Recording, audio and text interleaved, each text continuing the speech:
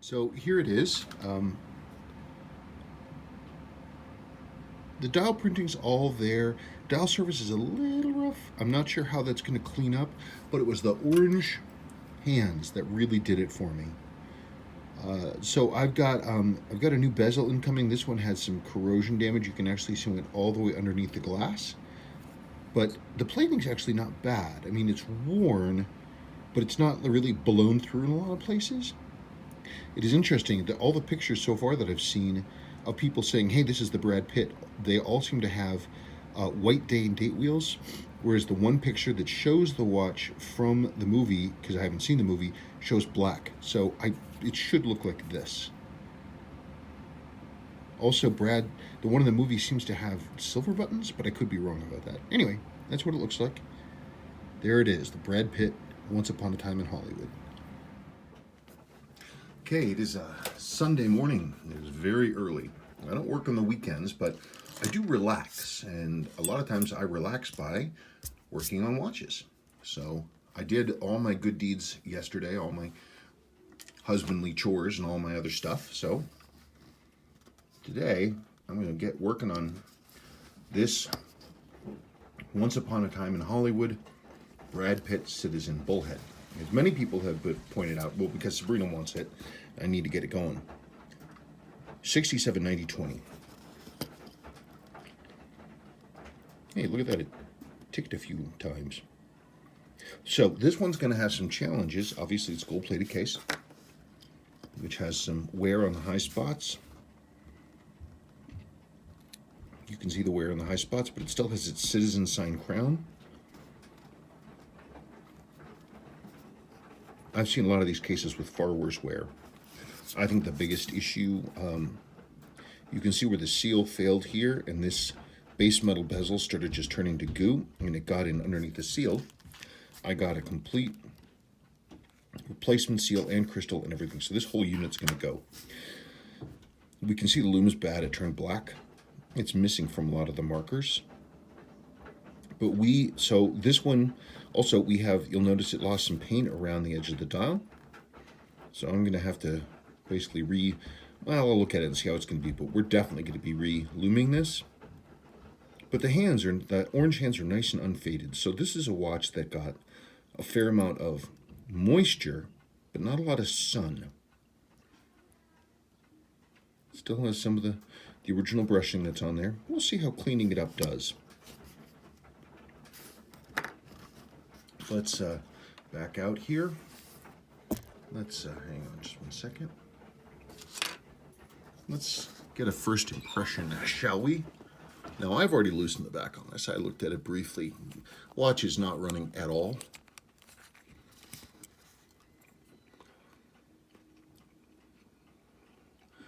No servicing marks. Not that necessarily is a guarantee. It's never been worked on, but I don't see any. It looks like an unrestored watch to me.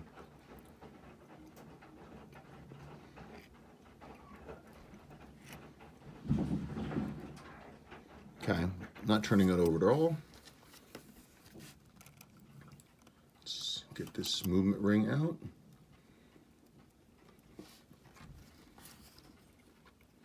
Now these Citizens are like kind of like the 7000 series chronographs in that, unlike the buttons are not held in by the movement ring. They've got circlips in there. Let's get this out of here. We just push on our little diddly here. See if I can get that out. Hang on just one sec. This might fight me a little bit. I will do what I can. Okay, there she goes. There's the crown. Seal is just as flat as anything. Let's get this out. Yeah, you can see that paint loss around the edge. Not quite into the tacky ring, but it's close. I don't know, I'll probably repair this black just to have it look a little nicer, but the dial surface is a little rough. It looks like the clear coating suffered from the water, but again, it's got those nice orange hands, which if I had to take well, that would explain why it's not running. Look at the plate. the back plate. Oh heck! Look at this plate. Look at that. Uh-oh. Yeah, all these plates are loose. Look at the gap on there. The whole thing's come apart like a deck of cards. Like a stack of bologna. Well, yeah, look at that. No wonder it doesn't run. Movement doesn't look bad, though. Well, let's pull it apart. Okay, I've got to move this camera. Okay, got the winding weight off. The winding weight is in great shape. Good oscillating. So I got the winding weight off. Look, giant honking fingerprints. What's up with that? So this one is it's got the Swiss style reversing wheel winding. Ugh, look at that. What, Daddy? What, Sebastian? What are you doing? I'm working on Mommy's watch. What are you doing? Doing a video? Yeah, I'm doing a little video. That's incredible. No wonder this thing won't wind or anything else like that. God, it's wild. And look, we got a screw missing. You right, Daddy? I am all right. Okay. Well, let me pull this apart and go to the next thing. Okay, so we got that off. It's interesting how this is built. Again, I'm really used to Seiko. It's one of the reasons I'm willing to just jump into this, though I've read the literature on it, is that obviously this is ours. This isn't a customer watch, so I don't have to worry about that. But you can see how this is interestingly put together, whereas this is not just the winding bridge, it's actually part of it's the chronograph bridge as well. Winding bridge and chronograph. Talk about packing a lot of action. And you can see right here, there's the heart wheel, and you've got the hammer to reset it, is all built into this thing. That's wacky. Pretty interesting use of space. Sebastian. No more DDD. Here are the reversing wheels. You can see them here. There's one reversing wheel, and that goes into the cleaner basket. Here's the next reversing wheel. That's a little shorty. It goes into the basket. So there's the chronograph wheel. Interesting. So it's the same kind of setup as how it's got a clutch. So wait, where are the clutch arms?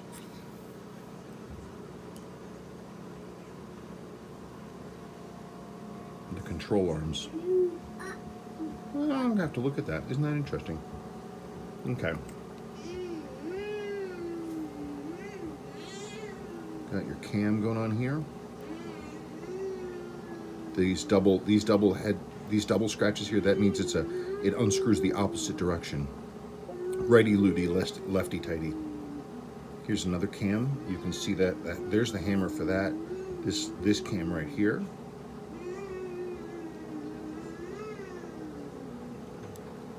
Spring for that. Huh, pretty neat. Okay, let's keep moving. Very interesting system, the way this works. Okay, so here is the chronograph wheel. It's not set up like Seiko, where it can, where it has operating levers that come in and open the clutch plates. It's got, so this wheel sits right in here. Okay. Then when you operate it, this comes in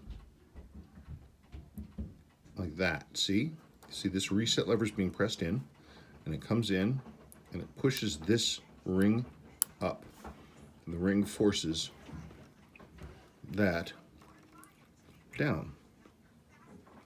Very interesting. That goes right there. Very interesting system. I've already read the servicing guide on this. So I'm gonna go back and just look at it again and go through it. Because always my fear, you have to be careful, is the fine adjustments on these. Now on a Seiko, I know them. This one, obviously, I'm flying a little more blind. And we'll see how we can do. That's a lot of action in one plate. Wacky. Somebody sat down and designed this thing. Now for stoppage, I'm gonna... Oh, good. I'm glad you're okay. Okay, first stoppage, we've got a bad escape wheel. I noticed in here it seemed kind of floppy, but I couldn't tell if it was just because of all the plates wrapping around. You can actually see all this scratching in here. See all that? Anyway, here's the escape wheel, and you'll notice it still has the pinion on the top. Nice little fine pinion on the top there. On the bottom, nada. Just smooth and nothing. So that's bad escape wheel. So I'm gonna have to go through my stuff and see what I can find. That's what happens sometimes when you have these plates loose and flopping around. Look at all the scratching in here. Gosh, I better look at the balance too. Okay, there's a nice thing to see. Always nice to see. Pull the big old winding wheel there. And what do we see? Nice fat jewel. That's good news. I like that. Okay. You can see where some of this did have some moisture in it, where the moisture wicked in. See that? And it held you can see basically the impression of the wheel there. Water sat between that and the plate, and the sort of gruck sort of congregated there. A lot of hacking and nasty stuff in here where the winding pinion is. I'll have to look at that and see what's up. Probably again because the plates were so loose. That's a fun little diddly. Look at that. Another clutch wheel. Another interesting little clutch wheel.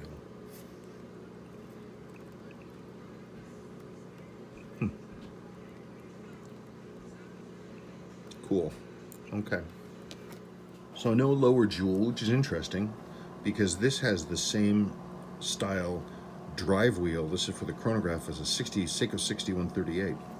And on that one, that lower piece is definitely jeweled because you've got this little drive wheel, friction drive, will pull power off the mainspring as it turns and transfer that to the counter.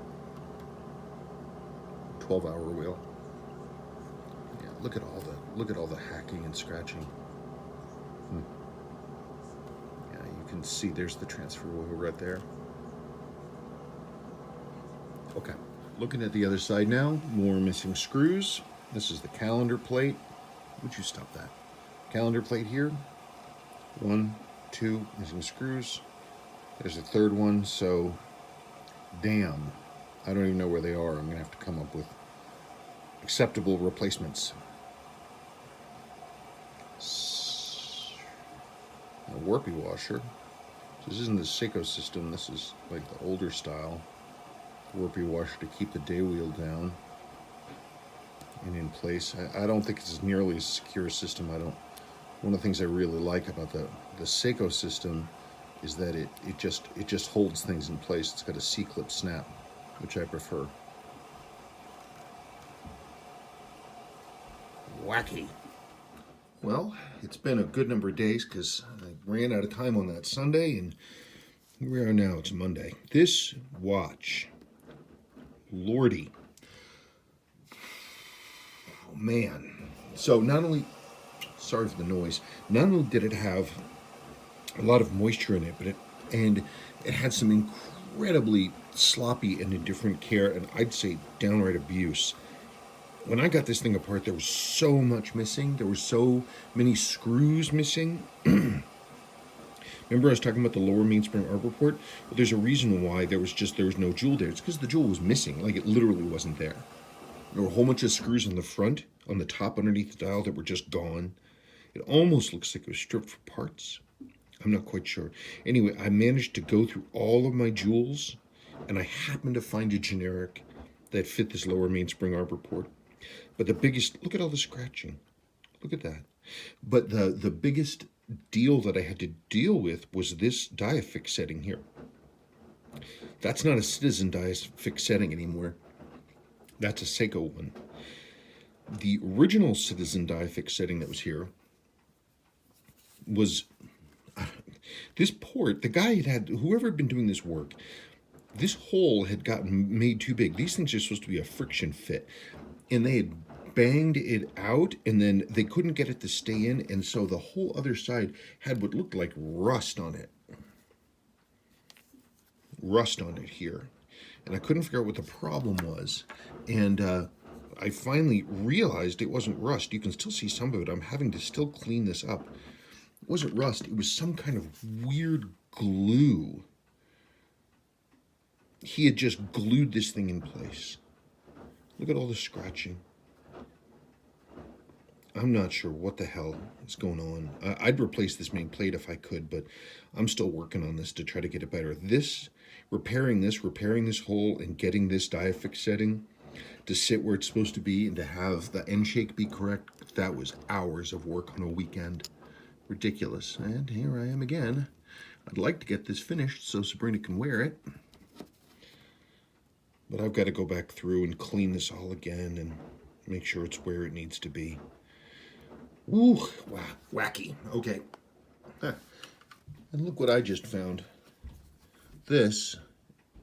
Okay, so here, setting spring and all that stuff. Look at the rust. I've got a replacement. Holy crap. Anyway, it sits on these two posts, and then it is screwed down right here where this broken off stump is. So I've got to find a way. That's why there's all this scratching here. I have to find a way to get this stump out.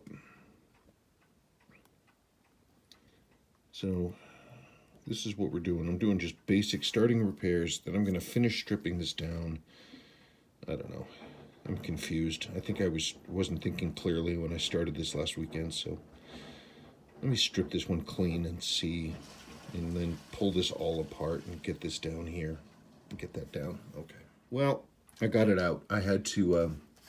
I could have done the long way, which is to soak this in strip the main plate completely, soak this in a solution, highly corrosive solution that would rust out the stump and leave the threads. And I mean that's what I did with my great uncle's Rolex, but I'm not going to do that. I didn't want to do that here. So this is already all hacked up.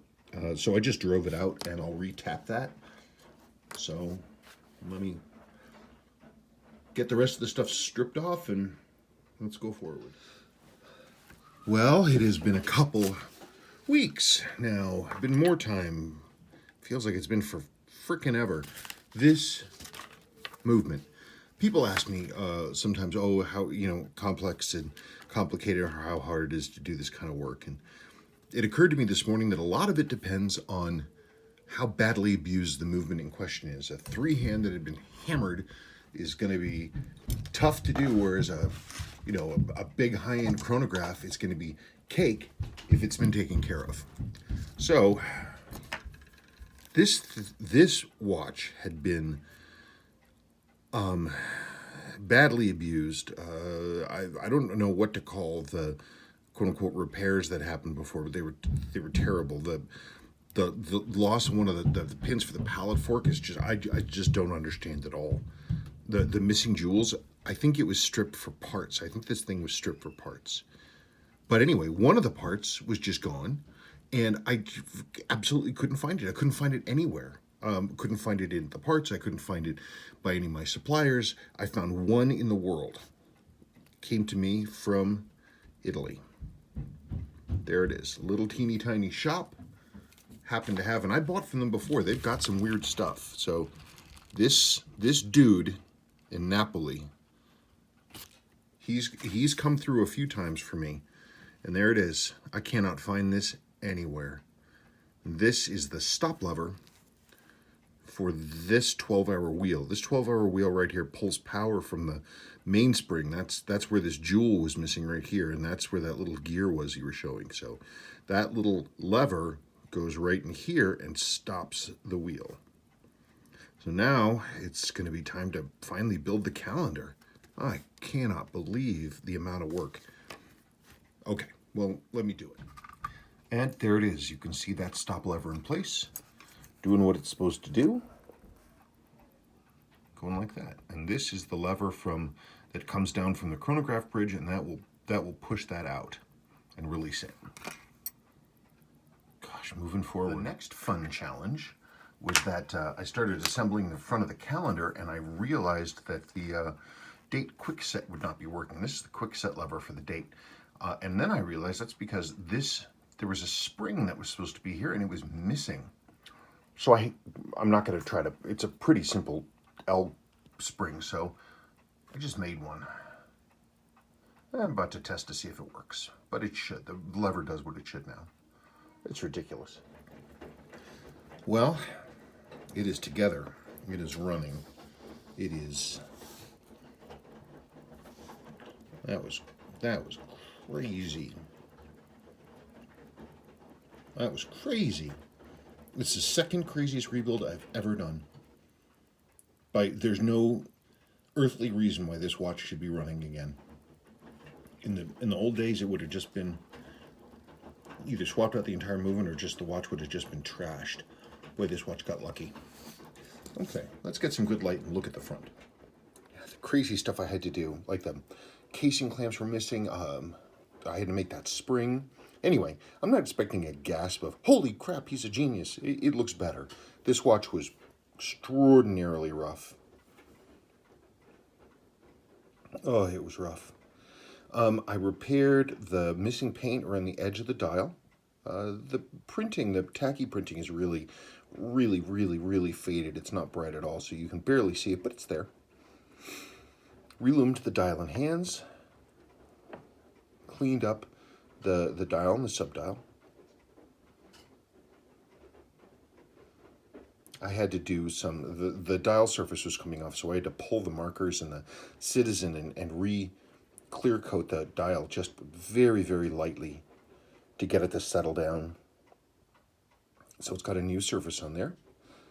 I mean, like a new top clear coat. You can't see it. It just makes it look more even. So, I guess, thinking about it in terms of my rules for buying, I bought this watch, 1, because Sabrina really wanted one, 2, it was a good price, and 3, it had orange chronograph hands. But I ignored a couple of my other major rules when I bought this thing. It came from outside the United States, which can be a recipe for trouble, and it was clearly water damaged. Those are things that I shouldn't have ignored, but I was lulled to sleep by the promise of the orange chronograph hands. It runs now. I mean, it's accurate, it's strong, it's clean. I can't believe it's running. The last 2 challenges now are, I cannot for the life of me figure out how the bezel stays in here. I have a temporary seal situation that I've set up for this, and that it works, sort of. But I've got to figure out how this thing actually stays in there, because it didn't come in with a seal. And the original crystal, when I pulled it out, it had like a plastic film around the base, but I have no idea what it was. And I can't even find a part number or a picture of what I'm supposed to have. So the crystal's not really in yet. That's one problem. The second thing is that I need to work with a gentleman who handmade a movie correct strap for this. So I need to work with him, but I wanted to wait to see if I could actually get this thing together and have it running before I did that. So if somebody knows what the deal is with the seal on these gaskets, on these crystals, please let me know. Please write me, because I don't know. But that's it. It runs. Everything works. I had to do one of the craziest repairs I've ever had to do in my life.